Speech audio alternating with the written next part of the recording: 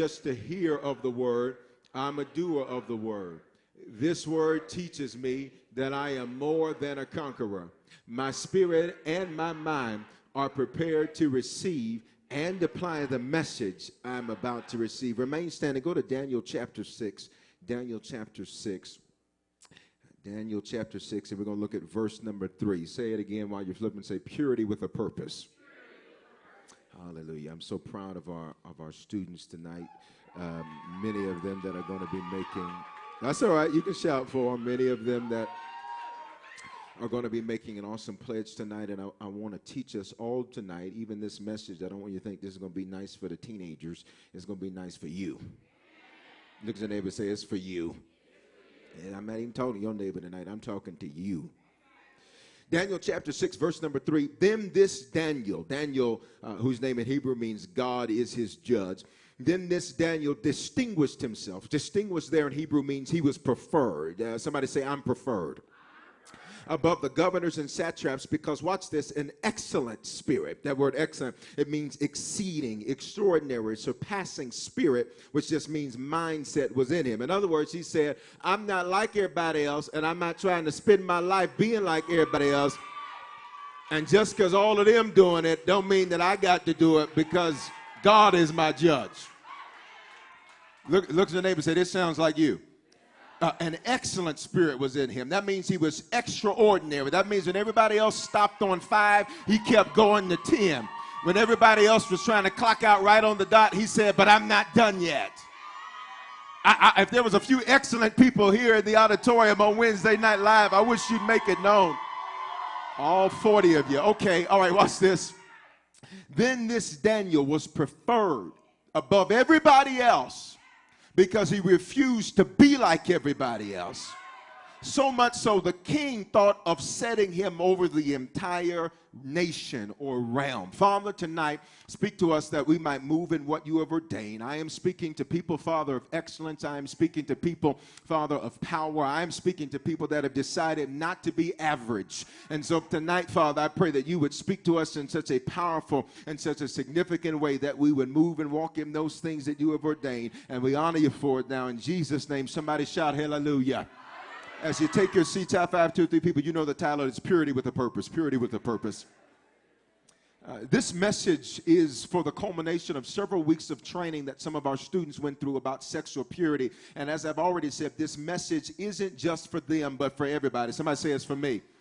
So what I want to do is I want to look in the book of Daniel. I want to look there in chapter number 1. So if you've still got your Bible, you can open it up to Daniel chapter 1. If you've got a digital Bible or something like that, you can go to that chapter also.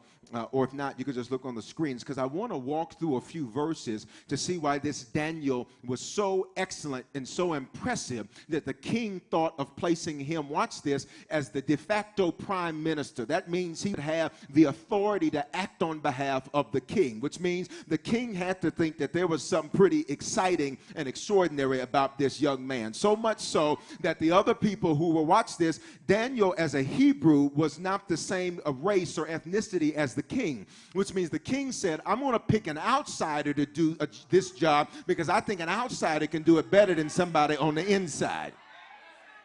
Now watch this, Daniel chapter 1, verse 3. We're just going to look at these verses. I'm going to teach you tonight. Is that all right if we exegete the text tonight? There's several different ways to preach and present the word of God. One is topical, pick a topic, and then you just essentially take scriptures to support the topic that you're preaching on. There's another now where we exegete, X, the prefix meaning out of. Somebody say out of. Where we take the depth out of the text, which means we're going to open this thing up and unpack it. You ever got a gift one time, and as you began to take stuff out, you discovered that it was more than what it actually looked like? On the top of it, you had some, some of that paper they put in there, and then after you went, there was something there, and then after that, it was some more. Then after that, it was some more. Then after that, it was some more. See, that's how the Word of God is. See, it looks like one thing on the surface, but as you begin to unpack that thing, it's got something great. Somebody say something great. Daniel 1 and 3, then this king instructed Ashpenaz, the master of his eunuchs, to bring some of the children of Israel and some of the king's descendants and some of the nobles. Now watch this. Eunuchs here in Hebrew means officials. Say officials. It means his staff. Say his staff. Now check this out. So in other words, he's saying he directed his chief of staff to bring some of the children of Israel and some of the king's descendants and some of the nobles. Now this word eunuch comes from a root word which means to castrate. So by method of the metaphor, we can understand that these people were people they were able to use because they weren't prideful, so they could be utilized. I want to start by saying, if you're prideful and arrogant and think you know everything about everything, no wonder you don't have great experiences or opportunities in life. Is there anybody in here, you ever met somebody that just thought they knew everything there was to know about it? You couldn't tell them nothing. Yeah, I mean, they acted as if they were the end-all be-all about everything, but yet you check the fruit of their life and say, evidently, you don't know as much as you expound to know, which tells us that if you really want to be used by God, you're going to have to drop your pride. Ain't nobody going to say nothing to me, which means if you want to really see great things happen in your life, you're going to have to learn how to say, you know what, I don't know everything, and I'm willing to be taught. Is there anybody in here that says, God, I don't have it all figured out, and Lord, I need you to teach me? I dare you to high-five your neighbor, say, Lord, teach me, Lord, teach me. I don't have it all figured out, so ain't no sense of me up here trying to pretend like I got all the answers, because when you're too prideful, you cannot be used. Because the scripture says pride comes before a fall. So whenever you meet somebody who thinks nobody can tell them anything, I got a message for you. You're getting ready to trip and fall. Watch this, watch this, watch this. Verse 4. Young men in whom there was no blemish, but good looking, gifted in all wisdom. Sound like you. Say thank you. When somebody gives you a compliment, you say thank you, Denver. Verse 4, young men in whom there was no blemish, but good-looking, gifted in all wisdom, possessing knowledge and quick to understand, who have the ability to serve in the king's palace, and whom they might teach the language and literature of the Chaldeans. So let me tell you what God's looking for. Say, this is what God's looking for. There were these three traits here. They were gifted with wisdom. That word wisdom literally translates in the Hebrew, and I give you the Hebrew because that's what your Old Testament would be written in. It means skills. Say skills. Somebody say, now this isn't good English, but just say it. You know what we're saying. Say, I got skills. But please understand, God is not interested in people walking around and all they know is how to talk in tongue. That's good, but you're going to need some other tongue. Y'all not here. It's nice that you know how to pray, but you also need some skills. It's nice that you come to church, but you also need some skills, because wisdom means a shortcut. Wisdom is literally the proper application of knowledge, which means God says, I need you to have some skills. In other words, you're going to have to learn how to be excellent about stuff. It's not enough to just wake up and say, well, I don't know how to do that. Well, read a book, man. Google something. Figure something out. Y'all not here saying nothing tonight. Touch your neighbor and say, get some skills. Don't be mad at other people who get opportunities that you don't, because they're willing to pay a price that you won't. Y'all not hearing what I'm saying? God's love is free, but greatness has a fee. And I think it's some people in church on Wednesday Night Live that say, God, I want to be great in life. I don't want to be average. I don't want to be messed up all my life. Say they were skilled. Say they were skilled. But then they possess knowledge. Watch this. It means, watch this. Say I'm a student. Let me tell you something. Your number one task every day has to be to live life like a student. And let me tell you something, because watch this, young people. You may say, but they're going to call me a nerd. Hear me. I'm a living witness. One day they're going to call you boss. They may call you a geek today, but next month they're going to be, y'all not saying nothing. One day they're going to have to say, yes, sir, I'm a living witness. Let them talk about you now because you do your homework and because y'all not going to say nothing to me now. But one day they're going to be coming to your office, knocking on the door, headed back to their...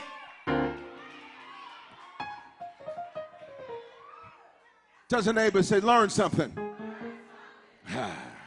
So every day I approach life like a student. Every day I'm learning something, which means every day I'm putting myself in a position to learn something. Say, today I had class. So watch this. All that stuff that angered you, all that stuff that frustrated you, all that stuff that messed with you, you need to spin that and stop. I'm so mad. Shut your mad self up. Your anger ain't fixed nothing yet. Instead, you need to look at it and say, I had class today, and I learned how not to do that, and how not to do that, and how not to do that. And somebody shout, I'm a student. But then watch this. It says they were quick to understand. In other words, they had the ability to be the change they wanted to see. Say, I'm quick to understand. Please understand. You ever met somebody that just wasn't as quick to understand? And they couldn't catch a hint, a clue, an idea. They were quick to understand. Here's what that means, Horace. Here's what that means. They had the ability to be the change they wanted to see. If you're sick of something, let me tell you something. All your complaining, all your negativity, all your I'm too grown for this, all that, let me tell you something. No, you ain't, because you still do it. That ain't nothing but talk. Instead, if you're sick of something, change it. You sick of family drama? Be the interruption to the curses in your bloodline. You sick of being broke? Then get out there and say, this is the day that the Lord has made. And I'm not going to be broke or messed up or jacked up. He did not die for me to have a little bit of life. He said, I've come that they might have life and that they might have it more. But I need somebody in here that says, I'm ready to have life and life more abundant. Yes, sir. Watch this now. Say, I'm quick to understand. It means whenever I see a problem that bothers me, that means God has anointed me to fix it. Some of y'all, you go to work and there's little things that bother you. Can I tell you something? You're the one God sent to fix it. The reason it ain't been fixed yet is because you're the one supposed to fix it. I wish you'd get on your job. I need you to just shake your neighbor's arm like you're going to shake it off and tell them, you are the change, you are the change, you are the change. If not us, then who? And if not now, then when? I just need to know. I got some radical people at church on a Wednesday night live that say,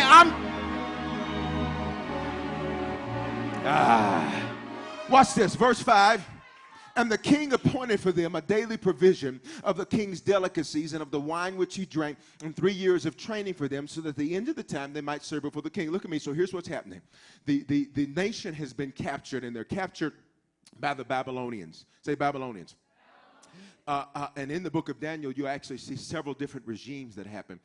But in this, the children of Israel, God's people, have now been captured by the Babylonians. And the king says, I want to find some people amongst these children of Israel that we can utilize, and I want to put them on my staff. I want to put them on my team. So he went to the chief of his eunuchs, which is the chief of his staff, or more specifically, even there, that word means chamberlains. So that means these are people who dealt with the king's affairs. And the king said, now watch this, we're going to feed them, and they're going to get to eat like I eat, and watch this, and I'm going to give them 3 years of training. Now, I'm not doing this just so that they can come out and say, I've been trained real good. The king said, I'm doing this because the goal is I need them to come serve me. Now watch this. The king took an interest in them. Harvest, your church is taking an interest in you. You're not hearing what I'm saying. Student ministries, your church is taking an interest in you. And we ain't just talking about it, but we're investing in preparing you. See, I thank God for some student leaders in training in our church that care. And you ought to be thankful, Harvest, for a church that involves our students in the church. It is not us and big people church. It's just everybody. Everybody is a Southern colloquialism, which means everyone. But watch this, y'all. They needed to be prepared. Say prepared. You know what? Let me tell you something. Our modern culture has made us think we don't have to be prepared. Because you see people who come out with a song where all they do is talk about, hey, hey, and then all of a sudden now they're wearing all this stuff. And you think they're successful. What you don't know is they rented it. So you talking about, wow, I'm going to make me a beat and write me a song because I want to be like him. But what you don't know is he got to pay lease payments on that stuff. Because everything that good, watch this, and the stuff that they ain't leasing, the rest of that, it just looks real on camera.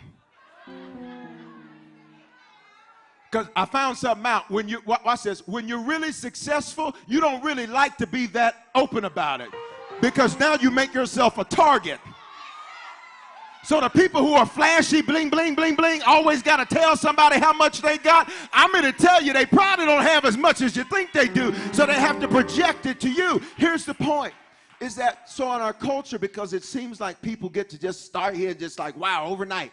Then sometimes we think we don't need to be prepared. But let me tell you something. You're always being prepared for something. Now I have a question, though. That preparation is either going to cause you to reign or to be in pain. So you need to decide right here and right now whether or not you're going to reign in life, not reign like this here, but reign like I'm going to conquer and subdue, or you need to decide whether or not you're going to spend the rest of your days in pain. I know it hurt what so-and-so did to you, but baby, you got to move forward past that. I know it wasn't fair how your mama treated you, but you got to move past that. I know it wasn't right that your daddy walked out, but you got to move past that, baby, because you've been in pain for too long. It is time for you to reign. Say, it's time for me to reign. Now, watch this, watch this. They couldn't, let me say this like this. How you handle today is an interview for what you can have tomorrow. I'll say it again. How you handle today is an interview for what you can have tomorrow. Please understand, there's nothing worse than somebody who fails at one thing and then demands to be promoted. How you want to be promoted when you failed at level 1? And you want level 2? This is not the United States government, where you get promoted when you don't do well. Yeah, it's quiet in here. Y'all ain't saying nothing. Now watch this. Basically, what are you trying to say? Please understand. What you went through today wasn't about today. It was because God said, I got some over here we thinking about releasing. But I can't give this to somebody that's going to throw in the towel too easy. I can't give this to somebody that's going to quit because it gets hard. Which means whatever hell you faced on Wednesday, God says if you can handle it right, then I got something great for you on Thursday. But watch this. How I handle today is an interview for what I can have tomorrow. Now watch this. They couldn't serve the king until they were prepared. Say prepared. You can't serve a great man any kind of way. It requires excellence. Watch this. And you were created to be excellent. Say, I'm excellent. Matter of fact, our church's part of our core value is to produce people of excellence. And that's why some of you, you've been coming to church, and some of you, it ain't even been that long. It's been 2 months, been 1 month, been 2 weeks, and people who knew you back then say, you changed. Duh! Who else has a stupid statement to make? I'm not trying to be who I was yesterday. I'm trying to change. Is there anybody in here that can say to everybody that's been saying, you changing? Duh! That was the whole idea. I didn't come to Jesus to stay the same way that I was. I came to him so he could change me. Somebody shout, duh!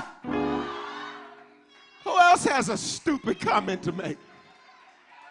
You ain't act the same since you be going to that harvest. Duh! Duh! What other stupid statement would you like to make? You're always talking about God now. Duh! You just be in that church serving all the time. Duh!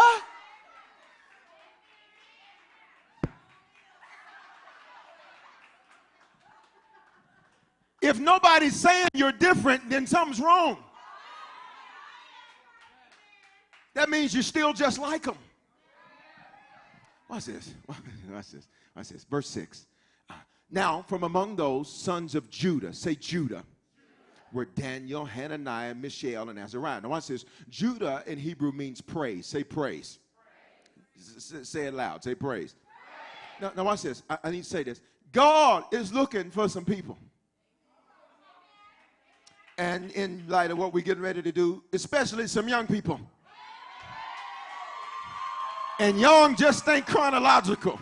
You can be 84, but if you still got a little something left, y'all not hearing what I'm saying, you that will praise him and not be ashamed of what you think. It's funny because, watch this, from this day forward, I want all of our students and anybody that wants to at this altar, before they say come down, to praise him radically. Bishop, why? If they can party at the rave, and if they can party at the nightclub, we can party for Jesus at the church. Meet me at the church. It's going down. Why? Because he's been that good to me. Is there anybody in here where God's been good? Shout. Watch this. Now, if you're serving on a station, do your stationary radical praise.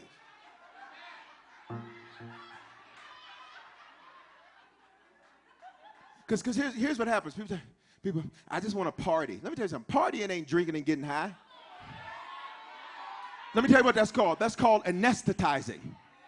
anesthesia. It's making you numb to the fact that, and we welcome all of those in, watch this, overflow on a Wednesday. We welcome all of those in the overflow section at the Aurora campus on a Wednesday. Watch. If you have to drink and get high to have fun, I got an announcement. You ain't having fun. Well, Bishop, it's legal. Ooh, but just because they said it is, doesn't mean he said it is. And I know some of y'all had to tell them, Bishop, well, but you take Benadryl to go to sleep. So that's the same thing, so don't be judging folk. You take NyQuil and don't have no nighttime sneezy, sniffling, stuff. So don't be judging nobody. Look at them and say, don't judge nobody. Hear me though. Partying is not, I just want to party. Drinking and getting high. Oh, please understand. Partying is celebrating the fact that I can have fun and don't have to do those things to do it. It's quiet in here.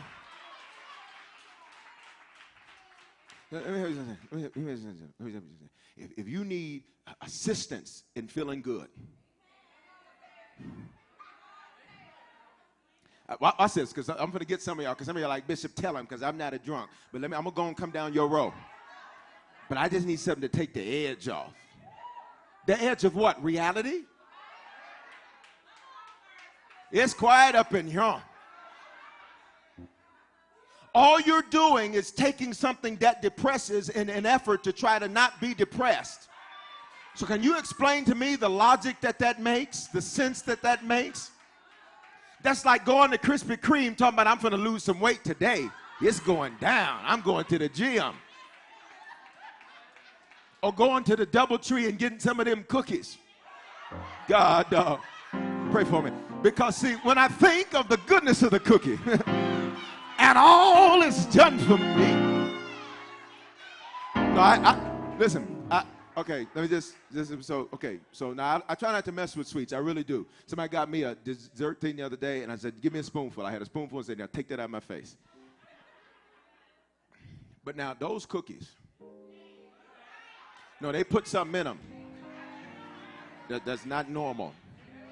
Some heroin or something. They put something in them cookies that makes it, no, I'm being facetious, I'm being funny. They put something in them. So we had some guests. Y'all remember we had some guests, and we had some guests, and so you know, they were like, well, you want one of them cookies, don't you? I said, huh? So now, you know, if I answered, huh, I was trying to come up with an answer. But I had a half a cookie and said, now that was 150 calories. Thank you, Jesus. Amen. Okay, back to the regularly scheduled message. Watch this. Watch this. Say, I'm partying. All right, please understand. Bishop, what are you partying? What am I partying about? You're partying about the fact that now that you know Jesus, and if you don't, in a few minutes, we believe that you will. You're partying, watch this, because now he who finds Jesus finds life. So what are you partying over? That now you don't have to jump from relationship to relationship to relationship to be happy.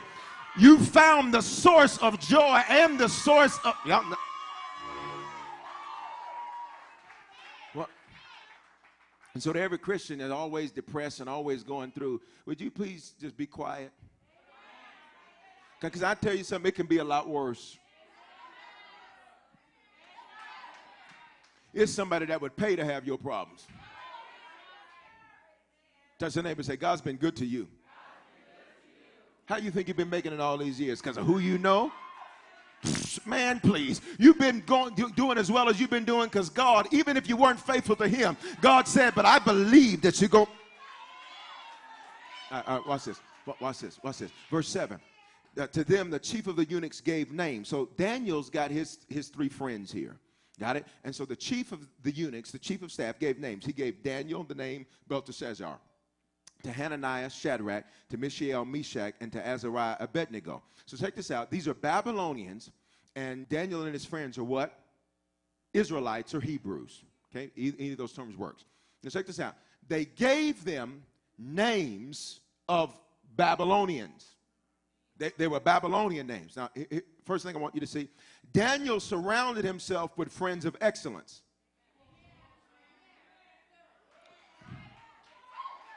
So you think of Daniel by himself, you just ain't read the whole story. It was 3 other friends Daniel had with him. Bishop, what are you trying to say? Let me help you understand something. If you can't find any friends of excellence yet, hear me, enjoy you. But don't you dare settle for people in your life that are taking from you and subtracting from you because you don't want to be by yourself. You better learn how to drive yourself to the movies, take yourself to dinner. Y'all not hearing what I'm saying? Because if you start to settle, watch this.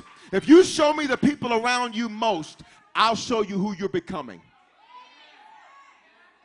You show me who you are around the most, and that is who you are becoming. So no wonder why you were around Bitter Barbara. I'm just using that name. I'm just using that name just because it worked with the B. Betsy, Bitter Betsy. Or Bubba. Or Bob. Or Borussia. Talking about that's Ethiopia. No, that's a... All right, so what? No wonder you're bitter. Because you didn't realize osmosis was happening. What is osmosis? It means it is the process of transfer by proximity. It's stuff you picking up from people you're around that you don't even know you're picking up, but because you're in proximity to them, you're picking it up. And so they're mad at their life, and so now you're mad at your life, and you're like, why am I mad? I was happy the other day. But now osmosis has happened, and you picked up the... Chickens have a lot of friends. Eagles don't. So you got to pick today, right here, right now, whether or not you're going to be a prairie chicken. By the way, we eat those. Or whether or not you're going to be an eagle. Because eagles say, sometimes I got to fly by myself. You show me the people around you most, I'll show you who you're becoming. That's who you're becoming. You can say, no, I'm influencing them. Okay. Keep telling yourself that. Whoever you're around most, you begin to talk like, you think like, you begin to act like. Now, if you're like Daniel and you got some 3 friends of excellence, not a bad gig. But if your friends are Pookie, Ray, and them, I'm here to tell you. Now, watch this. The king's chief of staff named these young men, and he gave them what kind of names? Babylonian names. Now, can I teach you for a little bit? Babylon means confusion, so they gave them names of confused people. Do you know the enemy to men? Make some noise. See, now I was figuring we could redeem from the 9:15 this weekend or whatever.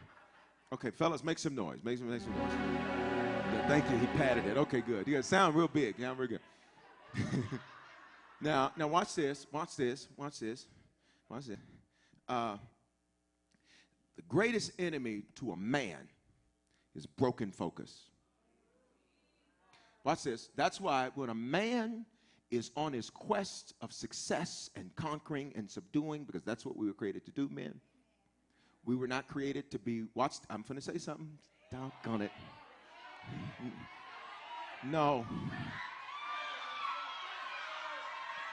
Grown men shouldn't still need to be raised by the women in which they marry.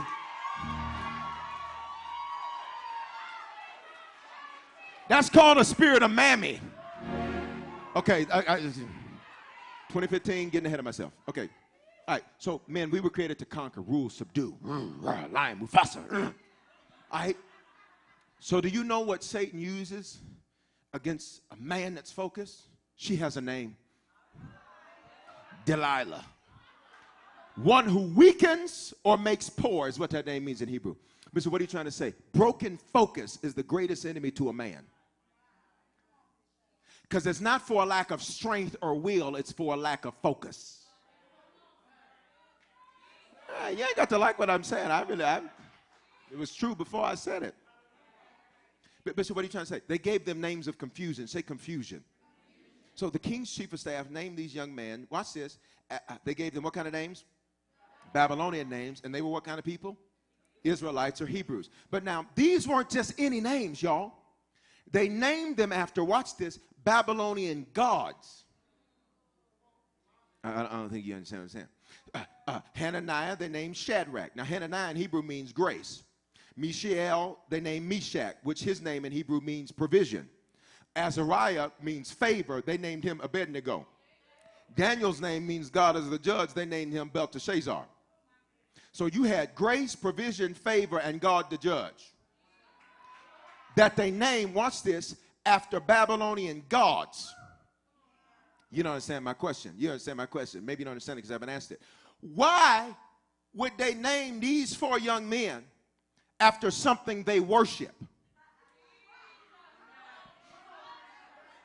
I don't know where the help's coming from tonight. Maybe it's over here.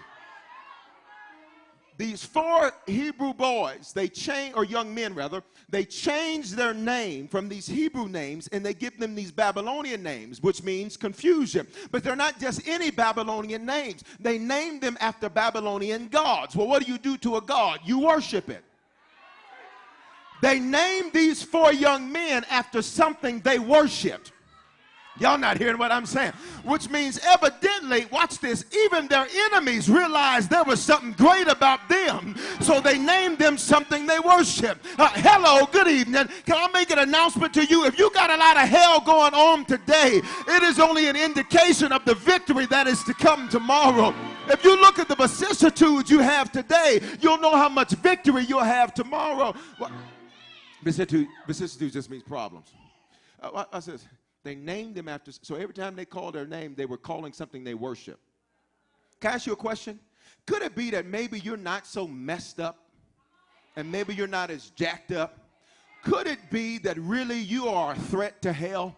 And could it be that really you are a threat to order finally coming in your family and finally coming in your bloodline? And so could it be that the enemy knows something about you that you ain't yet learned about yourself? They named them after something they worshiped. Okay, watch this. Verse 8. But Daniel. So now, remember the story because I'm going verse by verse here.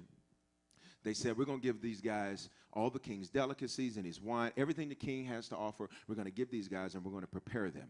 So they said, we're going to give them all of the king stuff. But remember, this king is a pagan king. He's not a king that worships their God. He's not a king that worships Yahweh. He's not a king that worships in English Jehovah. He's not a king that worships the one true God. Deuteronomy 6:4, Hear, O Israel, the Lord our God, the Lord is one. He's not that king. He's a king. He represents the world system. Say world system. So he's offering them something. But look at what Daniel says about the offer. But Daniel purposed in his heart that he would not defile himself with the portion of the king's delicacies, nor with the wine in which he drank. Therefore, he requested of the chief eunuchs, or the chief of the king's staff, that he might not defile himself. Look at me. He purposed in his heart. He decided, watch this, that to do those things would be against his core values. So because it was against his core values, it simply wasn't going to work for him. All right? Life is so much easier when you learn to decide to be a person that has core values. We talked about it at Epic. We've talked about it all the time. If you won't stand for something, you're going to fall for everything. What are your values?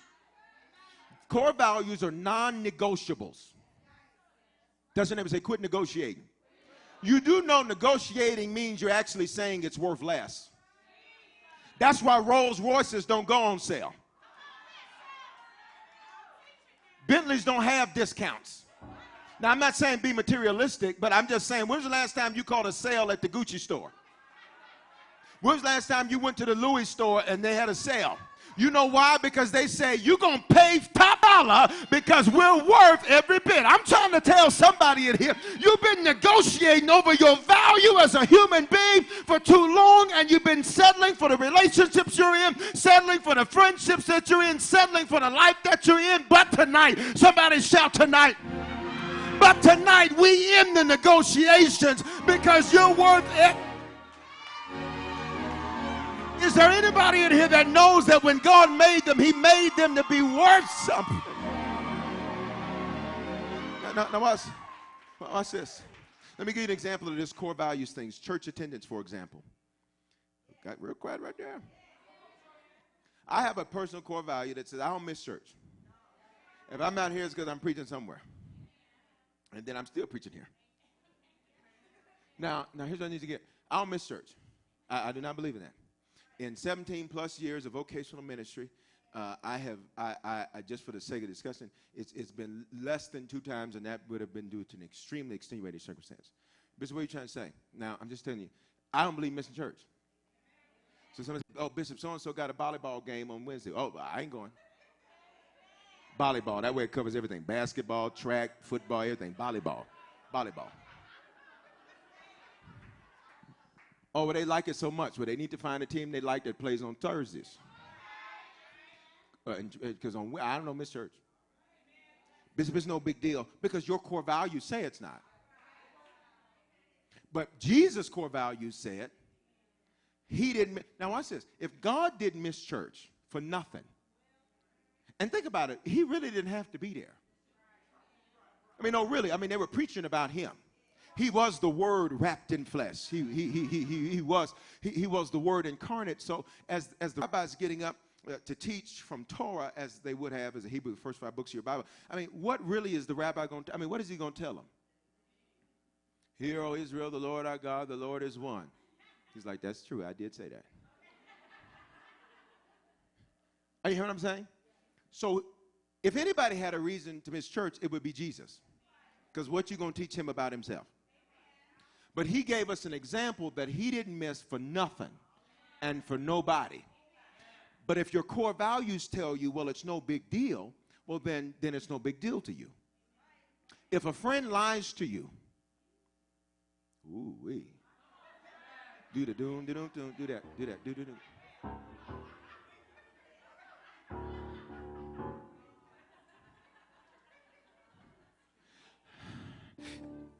If a friend lies to you and, they're like not apologetic about it, in fact, told another lie to cover that lie. Watch this. And you keep them as a friend? That's just because your core values don't value honesty. Bishop, what about forgiveness? I can forgive. Ooh, but the Bible don't tell me to forget. I forget the pain, not the lesson. He forgets. I am to remember. It's quiet up in here. Okay? And so I get this example all the time. Somebody punches you in the face. I forgive you in the name of Jesus. I forgive you. Okay. But now, watch this. If this is the punching radius here, okay? If this is the punching radius, and so, they got you every way, right? Okay? So now, if this is the punching radius, now I can forgive you. Okay? But now, wisdom tells me what I need to do until I can discern that arm has been moved down to a stationary position. What I need to do is step right on back here outside of the punching radius. Because if you hit me again, there's another interpretation for turn the other cheek. Yes, sir.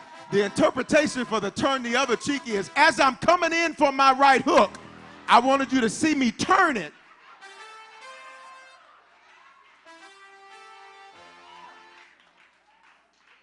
It's real quiet right in here. I'm just trying to tell some of y'all, you keep saying, well, they keep hurting me, because you stay in the punching radius. You need to say, I forgive you, but I'm coming right on back over here. Which means sometimes you got to tell your mama, I love you, but I'm getting out the punching radius. Daddy, I love you, but I'm getting out the punching radius. Cousin Ed, I love you, but I'm getting out the punching radius. Because if you keep punching me, it ain't your fault no more. I knew you was a puncher. Watch this. Then Daniel decided not to, so he purposed in his heart. So he decided. I'm almost done. Then the scripture says Daniel decided not to defile himself. That word defile means to stain or pollute himself. But he decided to stay pure. Say pure. So pure, I want to make that in this teaching tantamount to excellent. So he decided to say excellent. Say he decided to say excellent. Watch this. Because he knew, watch this, y'all. Temporary impurity wasn't worth missing permanent purpose. Rewind. Temporary impurity wasn't worth missing permanent purpose. Daniel said, I'm not negotiating. He said, because this negotiation, watch this, it will lead to another. And one little slip of your values will lead to another slip of your values. And before you know them, the value will be the new rule will be the exception. All right, so let me go in here. For all of us that are working out our mercy. Anybody got a strong gift of mercy? If you don't, you can go online to the harvardcc.me website, and you can take the spiritual gifts test to determine if mercy is one of your top gifts. If you're one of those people who keeps enabling people and you're like, I don't know why I keep doing this. Gee willikers. Okay, watch this. It's maybe because mercy is one of your top gifts, and unrestrained mercy is destructive. Because you'll be doing stuff in the name of love, and it's really in the name of I can't check this gift. Move on. Yes, sir. So watch this. Say temporary impurity isn't worth permanent purpose. Watch this. Pure didn't mean he didn't make mistakes. It meant that he decided not to make that his practice. Touch your neighbor and say, you will make mistakes, but don't make your practice to be a mistake. It's one thing to fall. Guess what? Get up. It's another thing to fall and get stuck while you're falling. Anybody ever felt like the lady in the commercial? I've fallen, help. I've fallen and I can't get up. Well, sometimes you're going to have to just, until you can get up and be like David and encourage yourself. But you better get up. Shake your neighbor's heart like you're going to shake it off and tell them, you better get up. You will not die like this. This will not be the end of your story. You better get up. God is looking for some people that are going to decide right here and now not to succumb to what Satan offers. So let me deal specifically with a few things, specifically even as they relate to our students, but even watch this, some grown folk. Matter of fact, I was so impressed with the great progress I've seen in our students. We're going to do an adult version of this coming up.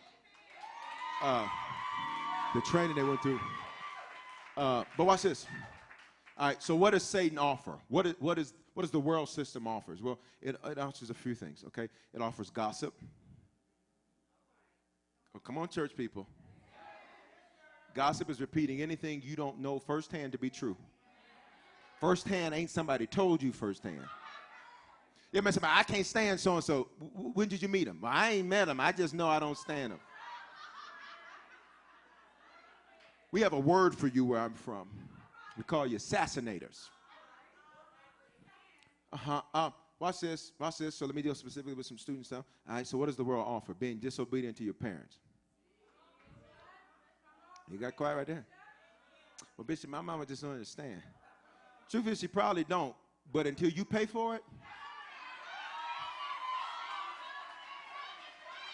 See, that's a rule. It's called a golden rule. You know what that says? He who has the gold makes the rules.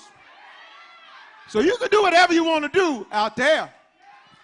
Come here, Joshua. But as for me and my house, we don't negotiate on church. You better be dressed by the time I come down them stairs, or you're going to come in your robe, because I'm not negotiating with no terrorists, foreign or domestic. All right. So when you disobey your parents, God makes a promise.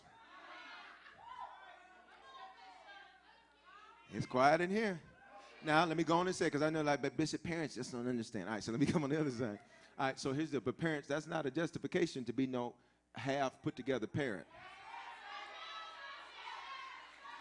You can't be leader on Monday and BFF on Wednesday. No wonder they don't respect you. They don't respect. Some of y'all look at me real otherwise. That's cool. I ain't never scared.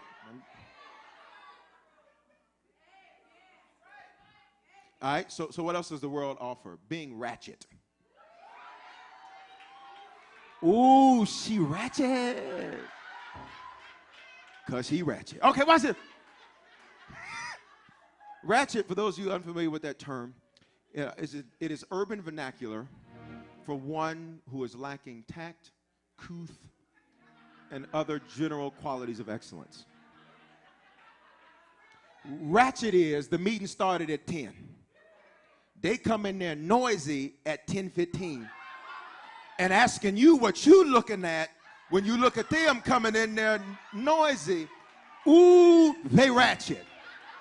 I'm going to learn y'all tonight. Ratchet is when you don't know nothing about nothing, yet you're speaking like you're an expert. Ooh, they ratchet. Yeah, come on, y'all go catch it. Ratchet is when you stirring up drama amongst people, because since you ain't got none of your own business, you stirring up and getting in other people's business. Ooh, they ratchet. Ratchet is when you're talking to so many different people at different stages of relationships, you forget which one you talking to. Ooh, you ratchet. And since y'all ain't gonna say nothing, that's cool. That's cool. Because if you don't know who your baby daddy is, ooh, you ratchet.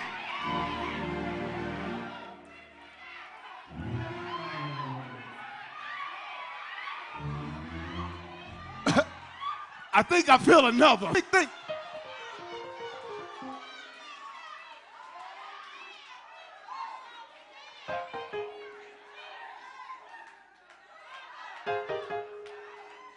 Be seated. What else does the world offer? So it offers ratchetness. Ratchetness is not showing up for a job that you begged God for, and when He gave it to you, you didn't honor it. That's ratchet. I'm just giving you examples of ratchetness. Just give you an example, because anybody ever met ratchet people? Ratchet people? Okay. People just lacking excellence. That's all. Just lacking excellence. That's it. That's it. What does the world offer? Drugs. And drugs come not just in the form of the drugs you think of. Watch this. Drugs can come in the form of food. Sometimes food can be a drug. Because the purpose of a drug is to take you out of reality. It's quiet in here. All right, watch this. What does the world offer? What does the world offer? It offers sex before marriage. And I've taught on this extensively before, but here's what you need to know. There's just one point, as I was thinking of this today, there's just one point I want to mention. Now, everybody, who's made mistakes in here? Everybody. Me, everybody. We've all made mistakes. So even when I give examples, if the shoe fits, don't get all offended. Oh, my God. Okay, just put that shoe on and wear that tag. Now, because the beauty of Harvest is that this is church, we're not going to judge you. Touch your neighbor, say you're not judged here. Because whether I called out an example that fits you or not, I guarantee you've had some ratchet days.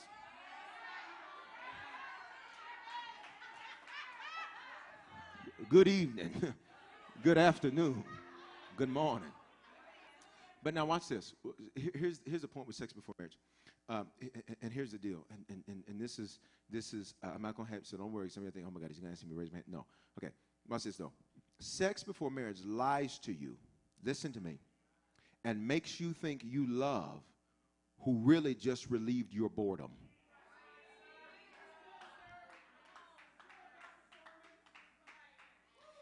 And so watch this. Somebody said, well, Bishop, just listen to what I'm saying. Is that sex before marriage, it creates a false covenant or false agreement amongst the three parts of your personhood.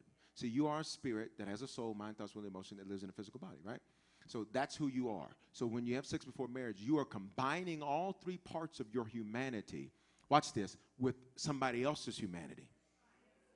Which is why some of you say, Bishop, I've been single for years and God ain't sent me nobody, because you still got too many false marriages.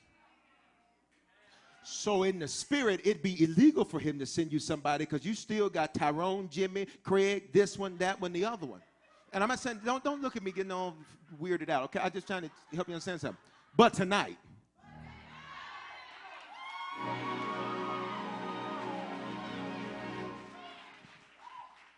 So the reason some married folk can't even enjoy their marriages is because, truth be told, while they got some paper that say they're together, the reality is that they still got 17 people that they still yoked to. And so they spend all their time comparing and contrasting to this and that, to this and that, to this and that, because they're really not connected as one, because they didn't make sure before they signed that paperwork to get together, they didn't make sure that they had a whole person, and this other one didn't make sure they had a whole person over here. So watch this, teenagers. Hear me. Young people, students, everybody. Cougars.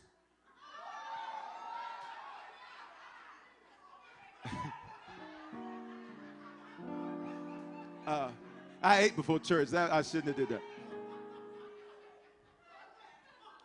Or the male equivalent thereof. Watch this. Here's the main thing you need to know about sex, is it lies to you. It will tell you they're not that bad. Watch this. All right, we're going to get real. They only hit you once.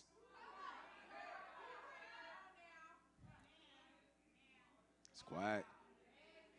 It'll lie to you and tell you, well, she says she's just a friend.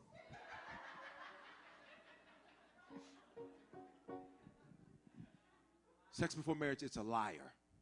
Right? That's why I'm so proud of our students saying, I'm not going to be lied to.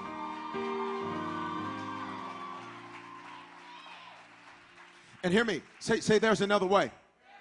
I'm through. There's only 2 more verses that I'm going to look at. There's another way to succeed and be accepted. That's not what the world portrays as success. As I was preparing for this message, I decided to do a little recon. Recon just means a little investigation. So I did a little investigation, and I watched a TV show. A few episodes, actually, of this TV show. This show. Love and something. I don't quite recollect the name of the show. And because I was like, I needed to take a glimpse into a culture. No, I'm being really serious. I'm being really serious. I need to take a glimpse into a culture to where, they make beats and party. So like, well, I want to see what that looks like on camera. So I looked in it, and I'm thinking, wow, okay. I had no clue really what to expect. I was in there watching. I'm like, okay, so all these folks do is set up, go to the studio, which look like somebody's backyard or basement. Look like the shed in the back of it. You remember the shed? If you grew up in the South, every house had a shed in the back of the house. If you grew up in the South, you know what I'm talking about. Yeah, and so, you had the shotgun house, but it basically was an addition to the house. It was the shed. It was the storage, the addition. And I'm watching this show because I'm like, I want a glimpse into this culture because I want to see what our students, what our young people, I want to see, I want to see what that culture is telling them life is supposed to be. Because they see these people on TV and they see these people on music and they're like, I'm trying to be her, I'm trying to be him. So I was like, well, let me see what it is that's so great about these people that our young people are wanting to be like. And I said, all these people have is a bunch of unnecessary drama. And what makes it unnecessary is I'm like, okay, really, y'all just sat here and fought in the middle of the street, and you poured her purse out all on the floor. See, now I didn't caught you. I caught you because some of y'all knew. No, I'm just playing. Okay, for what?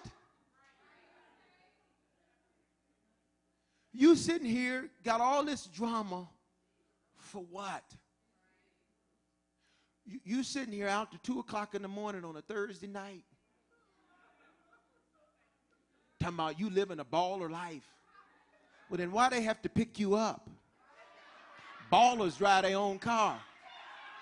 I'm just asking questions. Preguntas. Now, I'm not being critical of nobody's life, and that's why I don't need to say names and nothing like that. I'm not being critical because we all touching it and say we all working our own stuff out. We all working our own stuff out. So it's not about being critical or judgmental. What I'm saying, though, is look, this is the culture. And I said, it ain't nothing but unnecessary drama and mess, and it's not success. I said, these grown women, some of them who are attractive grown women, are sitting here fighting. Oh, and I'm like, what's the fight? Like, no, I'm just saying, like, okay, you live in this particular city which has millions and millions and millions of people. Ain't no damn other person that you can go find. He's the onlyest one. Onlyest, I made it up. She's the onlyest one. And you see these beautiful women that are sitting there and getting in fights. That's my man. Evidently not. He who has to announce what should be obvious isn't convinced. So, ladies, if you got to announce all the time, oh, I'm grand. Okay, no, you're not.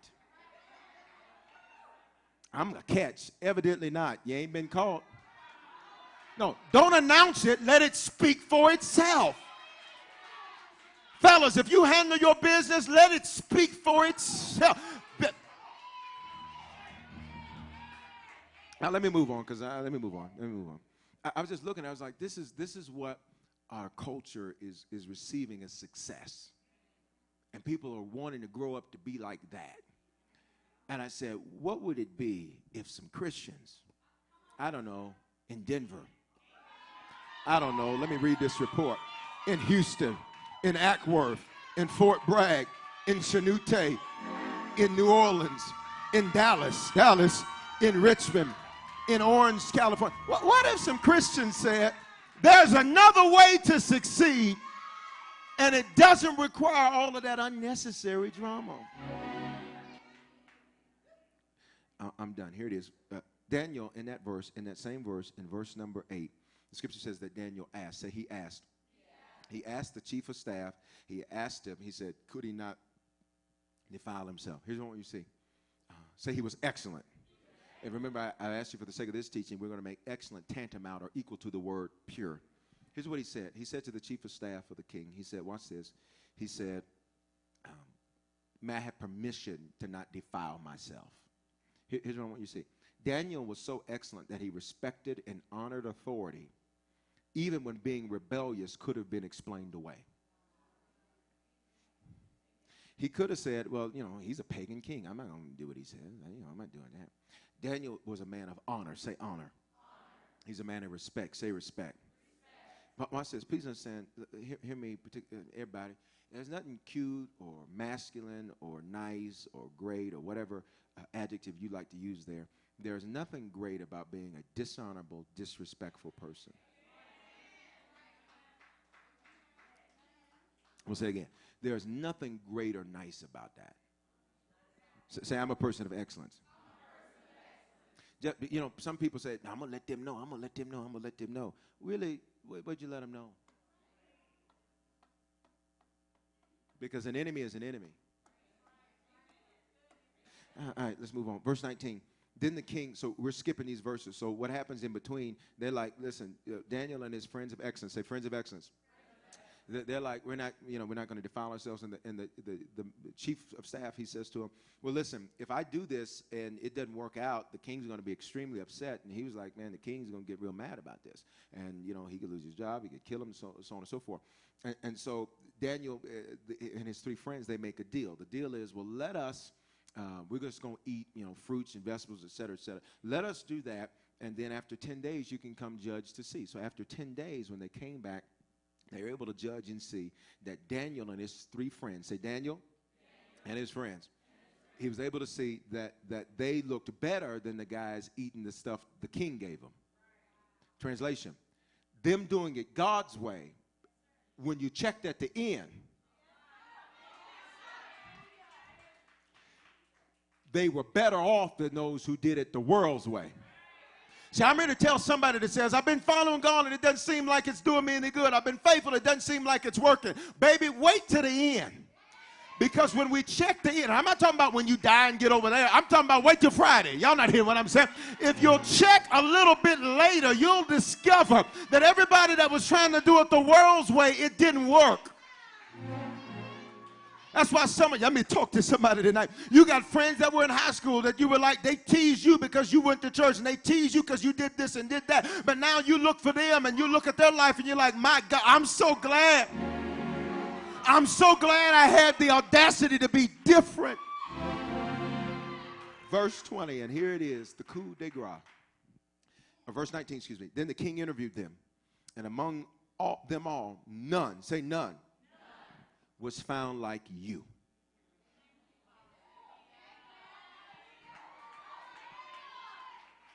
I don't care what mistakes you've made. I don't care what problems people say you have or you say about yourself. When the king comes and looks, watch this, he ain't going to find nobody. Shout your name. The king interviewed them, and among them was found none like you, like us. Therefore, watch this, they served before the king. Check this out. They had opportunities the others weren't given. Look at me, look at me. You can either read about history or make it. You can just read history or you can make history. Now, you may be thinking, but Bishop, I'm just a this. Bishop, I'm just a this. Bishop, I'm just a this. Bishop, I'm just a that. Here's what you need to understand. Big doors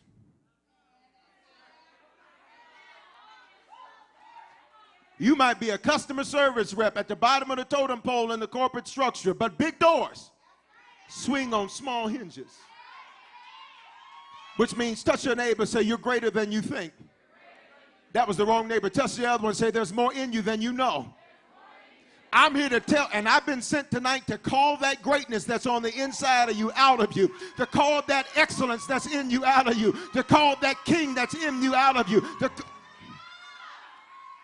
Here it is, verse 20. I want you to read this one with me because we're talking about you. Say your name. This book is about you, and in all matters of wisdom and understanding about which the king examined them. Who's them? Us. Usums, which is Southern vernacular for everyone is included. And in all matters of wisdom and understanding about which the king examined them. Read this next part. He found them 10 times better.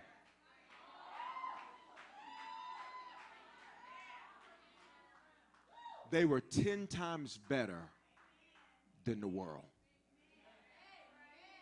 So what do you mean by world? Those that don't serve Jesus. Those who say, I ain't doing that church thing. They were 10 times better. They had purity, excellence, but it had a purpose. And if you read on the verse we started with in Daniel chapter 6, it teaches us that Daniel was so excellent, the king said, he ought to do what I do. Can I help you with something tonight? You were created to be the excellent one.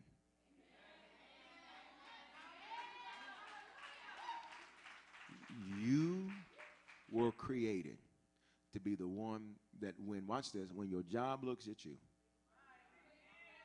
they say, we got 15 other people that been here longer than you, more qualified than you, but it's something about you. How do you think we actually take over? We got to infiltrate so we can take over. And if you're at school, you've been sent there to take over. If you're on a job, you've been sent there to take over. In your family, you've been sent there to take over. So everybody stand on your feet with me tonight. Everybody stand on your feet with me tonight. Say purity with a purpose.